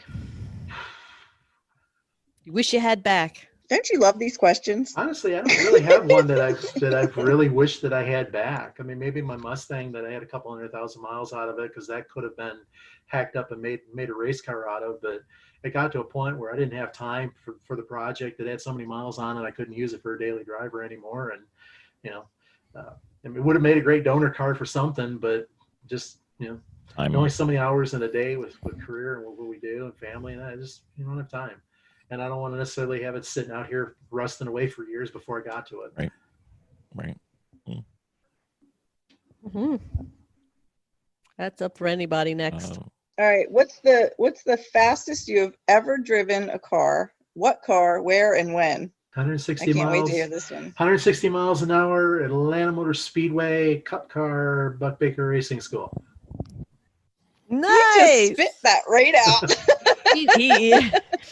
That's a Yeah. proud moment. It's got me. I think we ran 34.9 was what we were running at that point. The old Atlanta before they reconfigured it. Oh, okay. Which was a net average of, I think, 144, 145, something like that, if I remember correctly. It's been 20 years. So, but I know down the straightaways, we were 165 miles an hour. And that's not much of a straightaway at 30 seconds a lap. So No. okay, so we have this plan that we're going to start playing the lottery and we're going to win. So after that, we're going to have a desert island, and on our island there's going to be a racetrack. Okay. So we're going to invite you as a guest, and we need to make sure we have the right cars for you. So what would the top 5 cars that you want to be ready, willing, and able when you arrive on our island? So we have a desert island. We have multiple courses, or we have a course? Multiple courses? It's a multiple course kind of place, you know? Okay, so cars, what would I want to have on this? I would say definitely something off-road, probably more so an automatic, whether that be a UTV or like a dumbed-down trophy truck. That'd be one of them. Mm-hmm. I would say some kind of a V8-powered sedan, if money was no object here, I mean, we want that you could go on and flog on a road course. I would say some type of drag racing vehicle. Oh, nice. That would be fun. I've spent so much time around drag racing. I think that would be fun to play with. So I'd say we're 3 in. From there, maybe we want a semi so we can keep all this stuff and we can haul it back to the mainland when the barge comes to get us, Okay, right? all right. Nobody's escaped with their then vehicles to this point, but you're getting pretty smart at this. So okay. Yeah, and then let's see. So maybe the 5th one, maybe let's say we want something. Maybe we'll want something a little low and slow. Maybe like an old Impala or something along those lines, kind of low and slow, big wheels, just kind of cool, drive it around town, hang out, pile a bunch of people in the car kind of car. A little cruiser. How about that? A little cruiser. Cruiser. So we got a little bit of everything. We got cruisers, we got race cars, we're playing in the desert. Yeah. Yes. We got a drag car, and we got some other stuff. So yeah. That's awesome. That? Yeah. Yeah. So Brian, what would your dream car to start a race car build from would be? You're going to laugh at me on this, but to me, and I'll say this nicely, I've never been a big fan of taking and hacking up street cars and making race cars out of them. I've never really been that for a lot of reasons, from a safety standpoint, and there's just so much that goes into it. I'd rather start with a ground up tube chassis car, but that's just me. I had the Mustang that at one point, that was my first HPDE car, was a 2002 Mustang GT. And the original plan was that car was going to be caged and going to be a CMC car or an American Iron car. Mm-hmm. But once I got into it and realized what I had to do and the time commitment, it wasn't worth doing it at that point. And, the air conditioning was great and it made a great daily driver. So I'd rather do it that way. So again, I race tube chassis race cars. Most of what I've done has been tube chassis stuff. So the idea of starting and caging a car isn't on the top priority list. So what would your caged car body be? What would my caged car body I mean, be? your tube chassis. Probably from my side, from a road racing side, would be more of a Trans Am style car. I've always loved the Trans Am type cars. When I say Trans Am, either Trans Am 2 or big Trans Am series cars. Mm-hmm. If it was on road and then off road, I would say probably would be a truck of some form, just to go flog out that world. You can see it's kind of the parallels. I kind of have the two worlds going. He does. That's okay. Jennifer hears Trans Am, she starts thinking Bandit, so that's fine. I don't ever all that either. Bandit. That was the worst. I'm sorry. We decided to go ahead and watch the Smokey and the Bandit marathon. It doesn't get better after the first one. It does not get better at all. I found all 7 on one set. Yeah, we always end up with Bandit because that is actually a movie. Oh, man. Yep. Sorry about that. Go ahead. All right. So If you can only daily drive and race cars from one decade in the past, what decade would you choose? Oh. You have plenty of competitors in the same decade, so you can. It's a toss-up between the 70s and 80s for me. I grew up with motorsports in the 80s, so I can relate, and that was probably the last era where pretty much everything went. But from the kahuna standpoint, if you drove a race car in the 70s, there was a pretty good chance you weren't coming home. So there was something special about that. Between the two, I probably would have to go 80s because they were a little safer, but they were still pretty exotic at that point. Okay. All right. All right, Bill. Me? Oh, that's right. The question that the girls avoid like the plague. Okay. Jeremy, Hammond, May, Chris, Matt, other. What? Okay. Very good. Yeah, The Top that's Gear the host. answer. It's fine. Oh, yeah. Not a problem. It's always fun to see. Because sometimes we get that answer, which is awesome. The only Top Gear translation I know is my buddy Brian Loans. That's the only one I know. So anyway. There you go. Where would your ultimate road trip be from and to, and in what car? Ultimate road trip would be, there's two segments to it. So let's start with the first one, Route 66, Chicago to Southern California. We get to Southern California, Highway 1 from San Diego to Canada. How about that? That's a nice one. Vehicle, I would say either muscle car convertible or Jeep, depending on how many people are with me. That's All right. Very well. Okay. Favorite car, movie, or car from a movie of all time? We're learning so much about you, Brian. So many different racing movies. I don't even know where to start on that front. Always one of my favorite laughing at movies is Stroker Race, right? So That's maybe a new one. something out of that. Yeah. We haven't had Maybe that something one. about that. That's a good one. Since you had to bring up Smoking the Bandit, and there's nothing like Bert and Lonnie, you might as well throw them in the mix, right? Sure. Actually, Bandit, Bert and Bandit. Lonnie would be that would be the Gumball Rally one. What was that one? Well, they were Stroker Race. They were in Cannonball Run. Cannonball they Run, were that's what it was, yeah. What else? How many other movies I together? don't know. Let's see where we're at. Okay, so what car would you have loved to switch into that you raced in the past, or a current car that you're racing against that you'd really want to switch into, and at what track? So you basically get to take the guy by the head, pull him out, and you get to race that car. No insult to your car at the time, no insult to your sponsors. You just wanted a piece of that car to see what it was like. Oh, wow. There's not really one that comes to mind that I have to drive. From all the cars that I've raced that I'd like to have back, I'd love to have back the first Thunder Roadster that I won championships with, because that car just handled so great. There were some modifications that were made to it when it would have been even better. But unfortunately, it is in a scrapyard at this point, because if you remember Tom Burns' incident last year where spun and had the Miata go over the top of it, but that was the chassis, so Ooh. It's in the dumpster. That's no fun. No. Hmm. Threw you for a loop on that one, You didn't I? did. A little bit. Miss. So, what car, if any, would you want to wipe away from history? Vicky hates I- this question. I hate this question. I do, because even the stupidest cars are interesting in some way. It doesn't have to be a brand or a model. It could be one specific car, like the Miata that drove over your car would be a perfect car to wipe away from history, because then it wouldn't have done it. And how about let's go back old school, because they were boxes, Studebaker Larks. Ooh, that's a new one. Vicky's going to look up that one now, because I know she doesn't know what it is. I am going to be looking up that one. Okay, so the first of the two impossible questions. What is your favorite track so far, and why? Yep.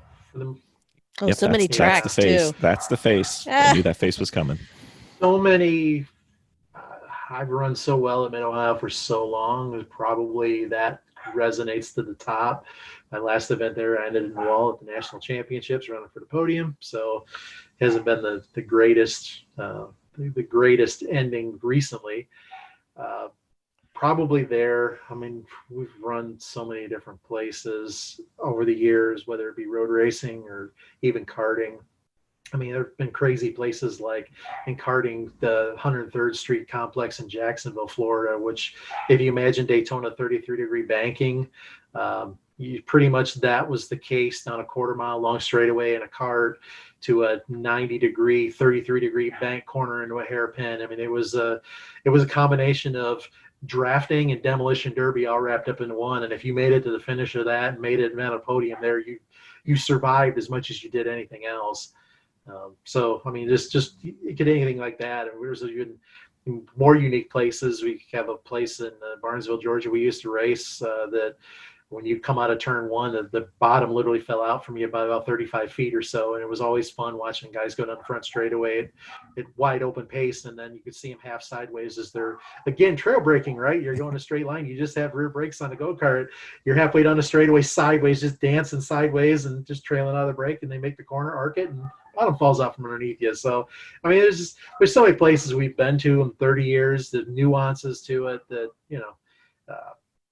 there isn't one specific. I mean, it really isn't. This is even worse. Go ahead, Jen. It's even worse.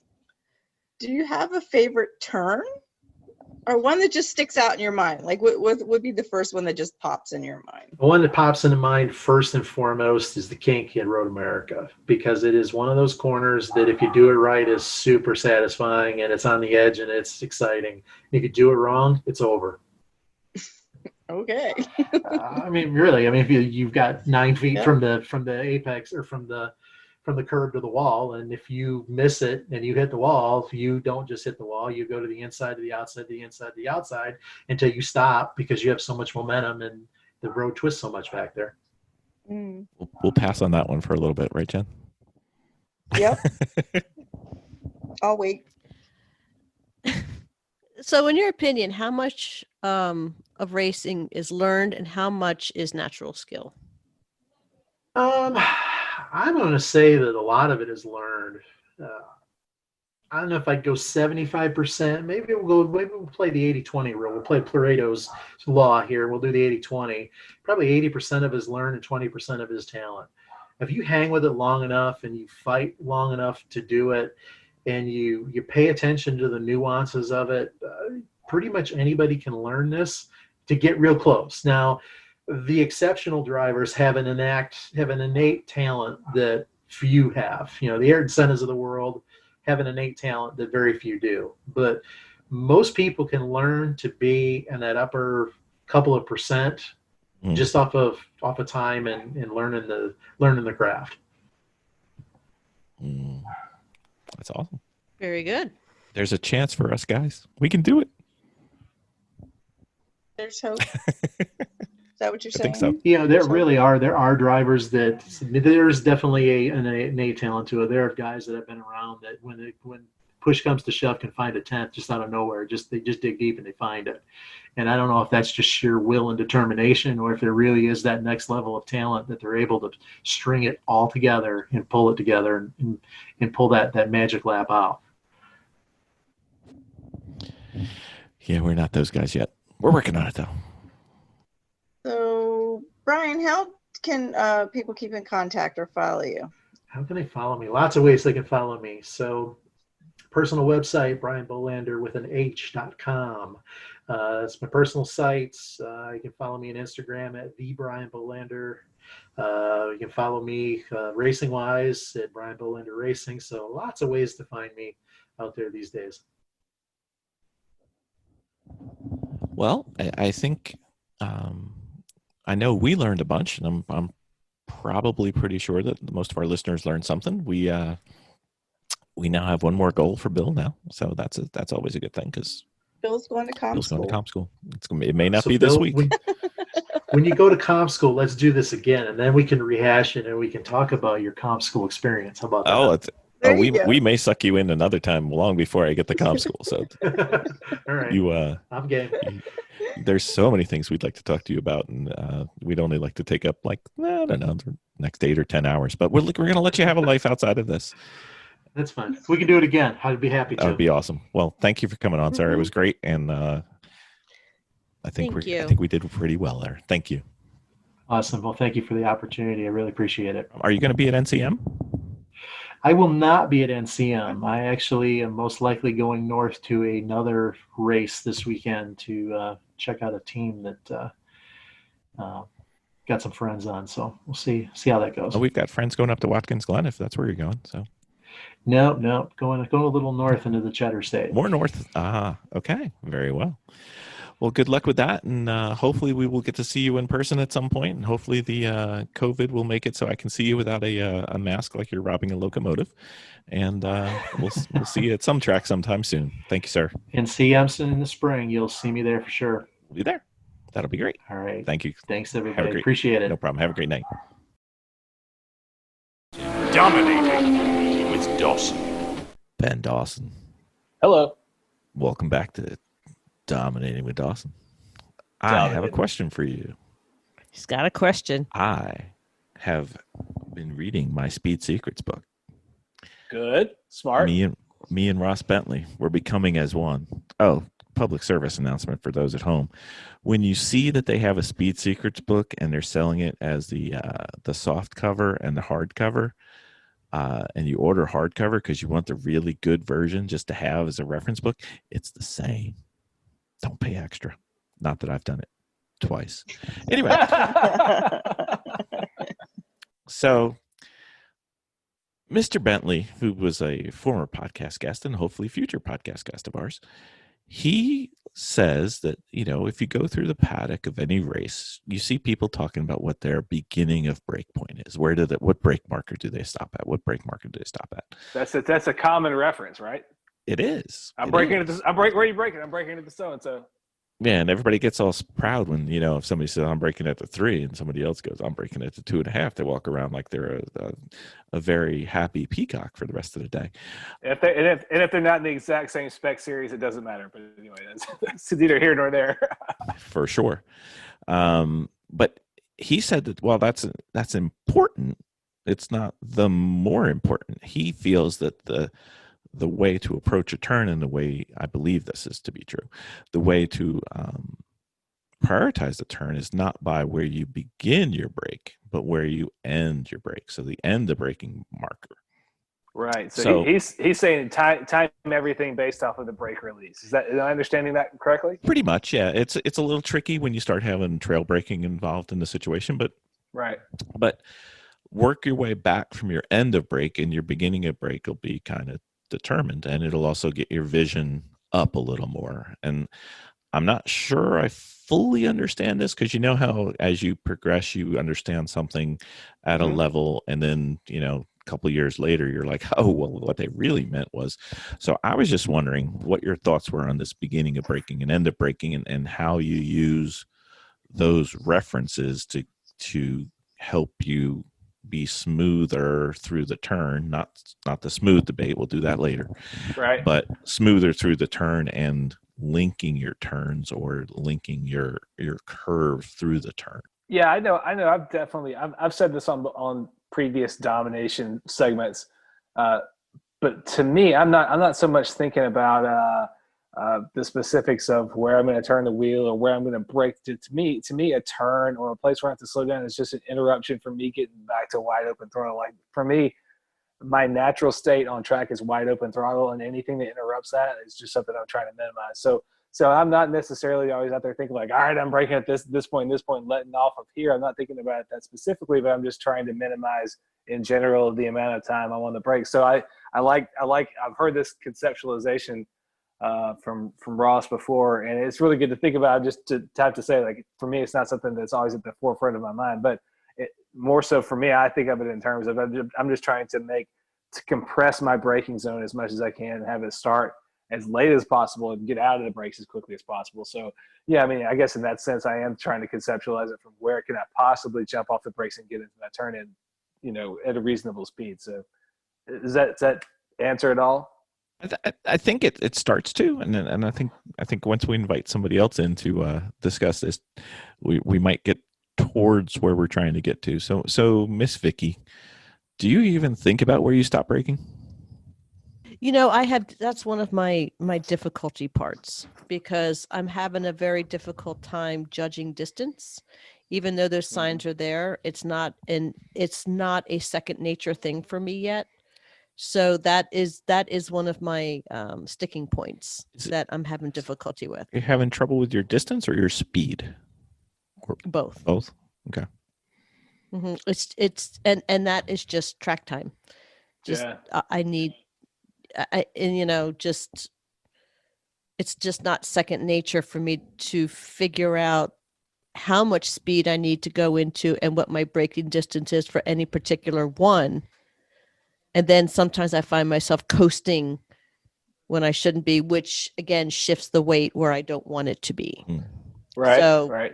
And then, but as soon as that happens, I know the error that I made, so I go back and I try to correct it. But again, it's just understanding the distances and how fast I need to be and at what marking point I need. Yes. How about following along in HPDE traffic when you have cars that are similar speed to? Do you learn from other folks around? Be like, oh, okay, maybe I could try this. Absolutely. If I'm leading, I have a problem. If I'm on my own, I have a problem. But if I'm watching somebody, I always watch other people if I know that driver is an accomplished one in front of me. Oh, I thought you were talking about Seaside Heights. Sorry.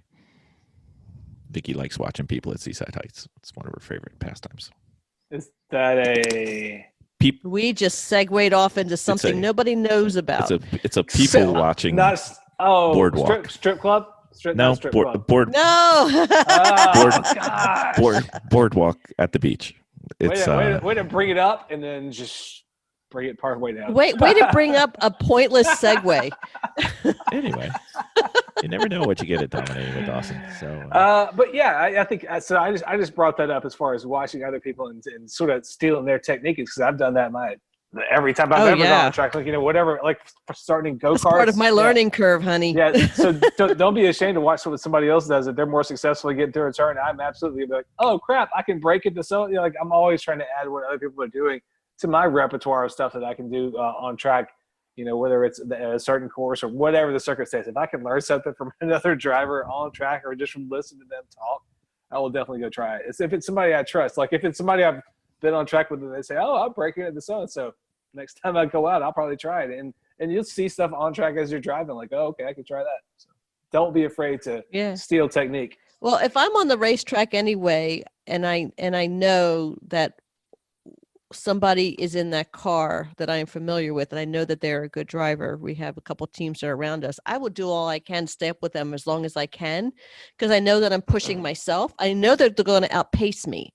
But as long as I can have a window of time with them and kind of watch them and kind of mimic them a little bit, I'll take that advantage every time that I can. Yeah, because that stuff becomes ingrained in you. You sort of become more and more natural as you see people do it. You sort of mimic the behavior. It gets imprinted on you. Right. And I know what I'm looking for them to do. I'm not just watching how they drive completely, but I know that there's some sticking points that I want to see how they do that. Right. So. Sure. Look for those trouble spots that you're having a tough time figuring out. They'll help you figure it out. Right, exactly. So before we bash Jen over the rocks, I have a question, Vic. Are you faster with somebody in front of you or faster with somebody behind you? Faster with somebody in front of me, I think. Because I push myself a little bit more. I push myself just a little bit more.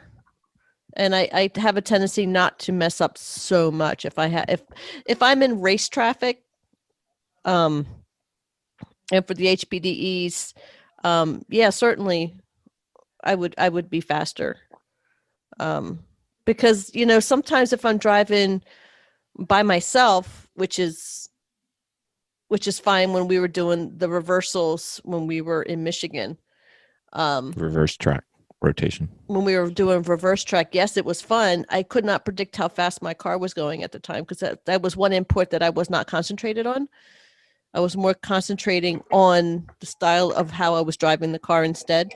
And you were thinking about is this my BOB or my EOB? Right. Yeah, no. Right.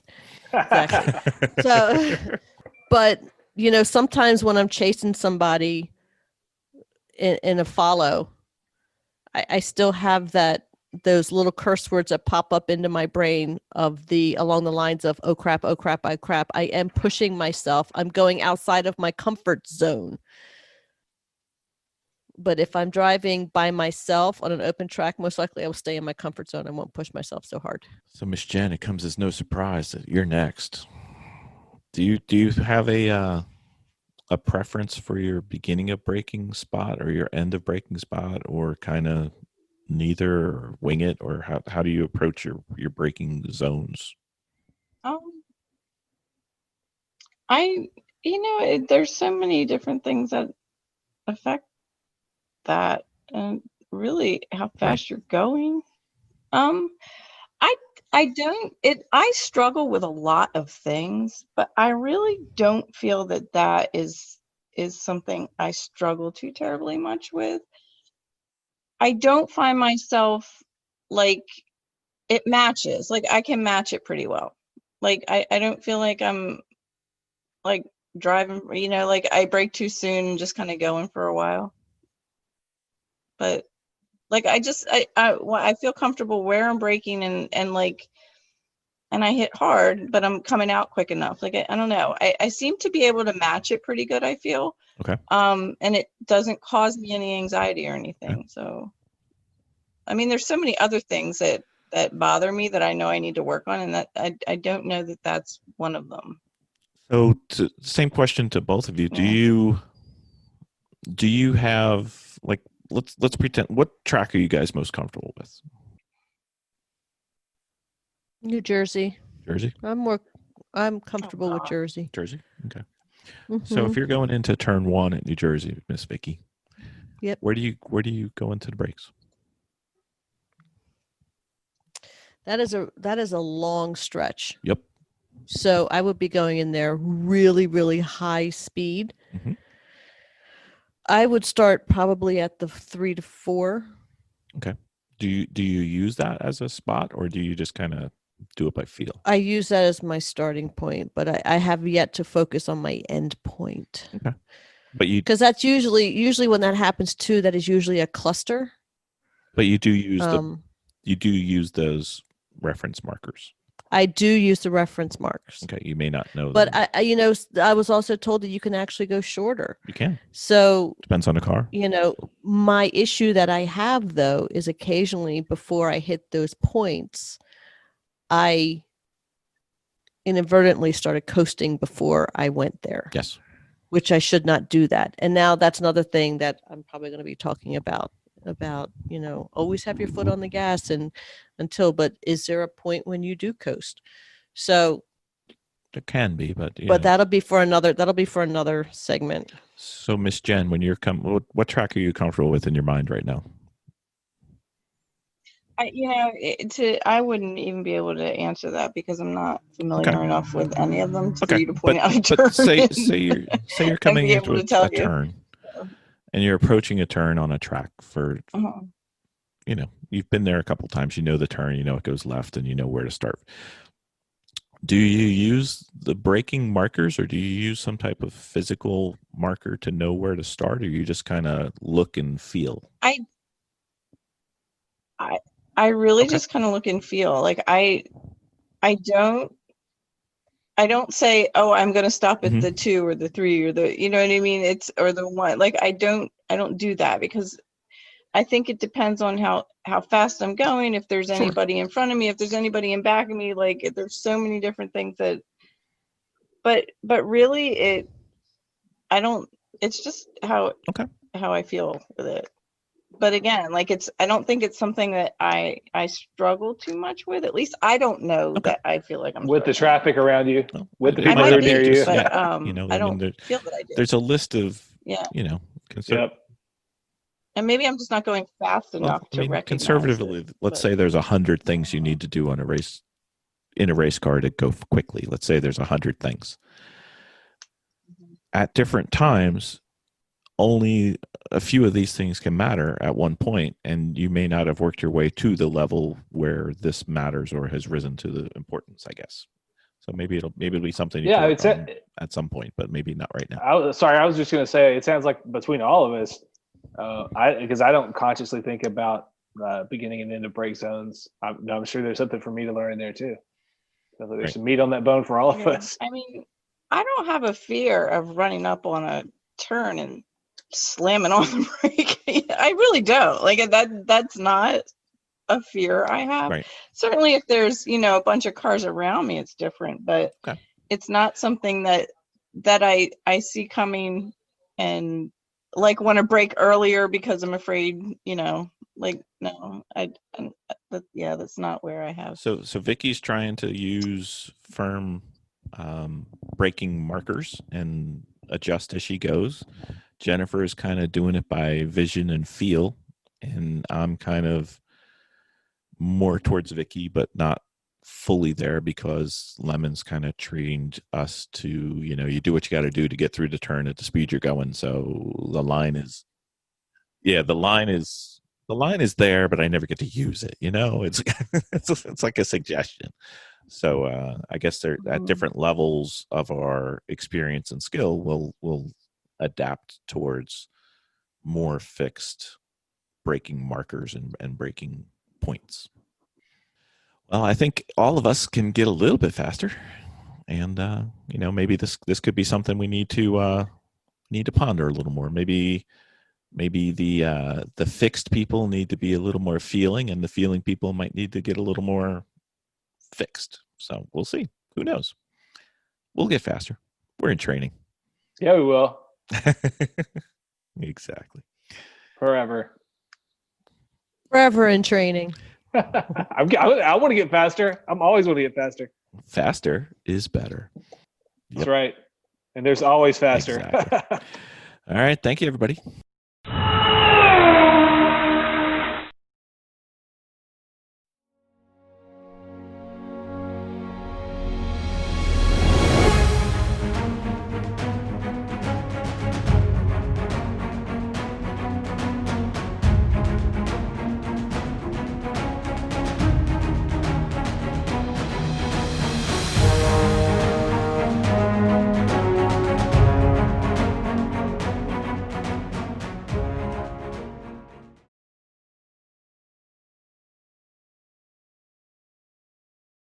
So going out from the mushroom section, the internal of the roval, there's that little crest of the hill.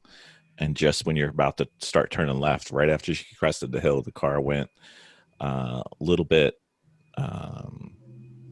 tail to the right. And then she caught that, but she didn't catch the recovery. Bill, why don't you just show him like you showed every other guest? I mean, if you really want to, I know how to do that.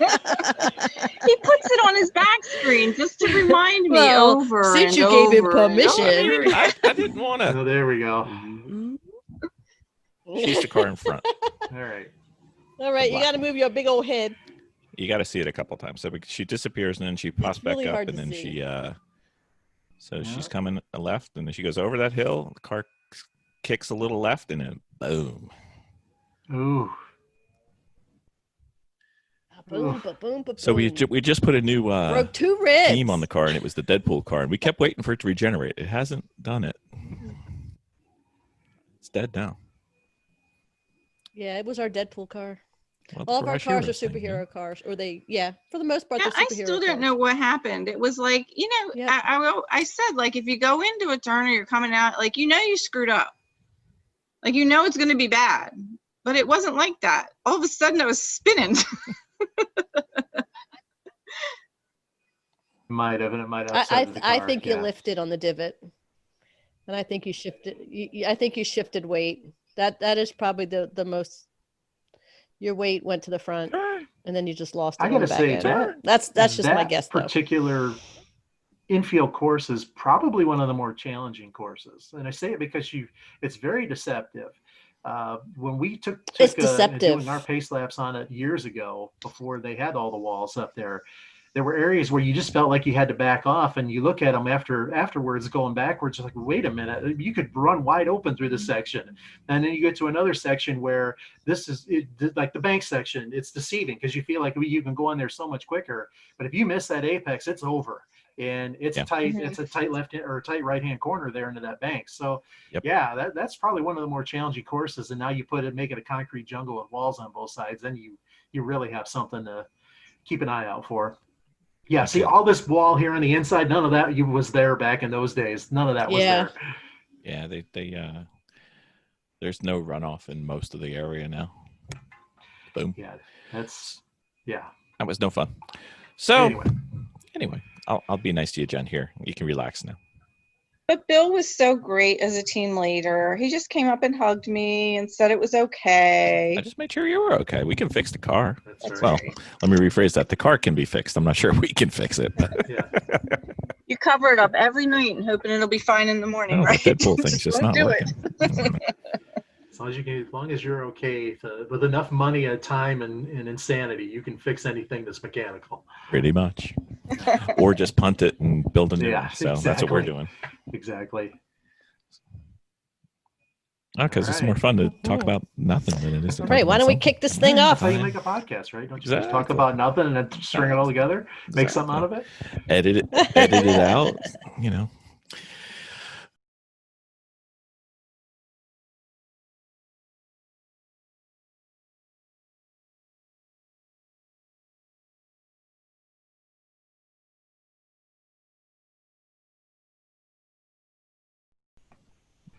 So you want a quick tutorial at NCM? I do. All right, so let's go. Bring your map up. If you can twist and turn your map to put it on the screen, I'll walk you through a lap here. Yeah, I think I have one at the bottom. That's the right size. I don't, but that's fine. I'll pop that up. Next time we're at an event together, ask me if I've got my race car there. I'll pull out the 4-inch thick binder and I'll show you what we take notes on. And it's literally everything from chassis setups to ambient air temperature to track temperature to the backside of it is my notes and it's a track map and what I learned or what I didn't learn, what we run for lap times, what our competitors run for lap times. I mean, we document everything. See, I'm more than willing to do it. I don't know what I'm supposed to document. So. Yeah, no, I know. I mean, it's so we'll start finish line to go to 1A. Hey guys, I'm gonna let you guys go ahead and do this. I got a bolt. You two go have fun. All right, Vicky's I'll like, talk to you I'm later. not going to NCM. Bye. All right, thanks, Vicky. Brett, thank you. I appreciate it. Yeah, I got 2 more minutes and then I got to jump here No on worries. and go get some dinner. But yeah, let's walk through here. So 1A. 1A, it's a heartbreaking moment. You're almost a threshold break from start finish line or just past start finish line into turn 1A. And 1A is actually the quicker segment of it. As you make the right-hander, the left-hander actually tightens up and is the slowest point of the corner. So you carry speed into 1A, and if you can get the car squared up so you can break in a straight line, as you make the left-hand turn, that actually is going to be your slowest point of the corner. Okay. And then you'll use that and you'll carry momentum out to 1B. And then when you get to turn 2, 1B is just a little bit of a bend. Turn 2 is actually pretty tight. You want to apex that as late as you can apex it and get in the throttle as soon as you can. Because turn 2, the turn 5 is essentially a straightaway. Right. I try to make it as straight as you can. Yeah. Make it as straight as you possibly can. The sound booth is just past turn 3. So as you go down the straightaway 4, just a little bit of a bend in it. Most cars, turn 5 is actually a decreasing radius corner. So it actually tightens up as you go. So you'll go into turn 5 fast, and then you'll slow down as you go into turn 6. Turn 5 is actually, the deception is pretty deceiving how fast it actually is. So you go in fast, you come out slow, and then you slow down as you get into turn 6. Pretty tight corner. Right. 6 goes downhill into turn 7. 7 is just a little bit of a blip off the throttle. Go up the hill into turn 8. Turn 8 is going to be a late apex. Okay. Carry through 9. 9 is again building speed. Turn 10 is even tighter and more deceiving than what it shows on the map here. Okay. Turn 10, you want to make that turn in as late as possible. That is a 35 to 40 mile an hour corner no matter what you drive. Oh, okay. tightens up a lot as you come out Okay. of the corner. Turn 11 is kind of a quick jog. 12 is what they call deception for a couple of reasons. And because literally if you hit that corner wrong, you're off the racetrack into 13 and you can wreck pretty good over there. We'll try not to. If you come off at 12, pretty good and don't have any issues in 12, 13, 14, 15, all dog legs. 16 is actually off camber. Okay. So 16, you want to be as much to the inside as humanly possible. You do your braking early, and then you accelerate from 16 into 17. 17 is funky because it actually narrows up, but it actually is a pretty straight jog when you get through it. Okay. So you're just a little bit of a blip of a throttle and then carry speed into 18. 18, you want to hold 18 and apex as late as possible and hold the car to the inside as much as possible to 19. Because that then becomes the sinkhole area. Right. So 19, the bottom falls out from underneath you. Right. So you want to be to the inside so the momentum doesn't carry off the racetrack. 20, again, carry it out wide, late apex. The S's is all rhythm from there. Right. So 20 is the tightest point. Then, follow through 21, 22, 23, open radius as you go down front straightaway. Okay. All right. Well, Hopefully that's helpful. No, it matched pretty much what I have, so that makes me feel good. Now I just have to execute. So I want to point out something pretty big here. Sure. 5 and 6 on the map and 16 and 17 look identical. In a lot of ways, by layout, they are. Right. But the nuances of them are completely different. Okay. Because 16 is off camber. It's an earlier deceleration point. 17 opens up where 6 tightens up. Okay. So you carry more speed through 17. So like I said, when you look at the map, they look similar, but your driving characteristics of the cars are completely different on both corners. Yeah, it's got the most turns of any track I've been to, so it's going to be interesting. So far Pittsburgh has the most turns that I've been to, and it's my favorite track. So I'm not sure if it's the number of turns or the elevation change, but I'm kind of looking forward to this. It's got some elevation. 15 is actually probably the fastest part of the racetrack, depending on the car. You'll carry as much speed into 16 as what you're to the brake zone of 16 is what you will at the end of the front straightaway. Oh, cool. Well, too bad you're not going to go there, but it sounds like you got a better offer. So enjoy yourself with the cheese friends, and we'll see how things play up there at Little Road America action and go from there. Absolutely. Have a great day, sir. Thank you for your time. Thank you, Bill. I really appreciate it. Talk to you soon. Have a great night. Yep. Bye. You too. Thanks. Bye.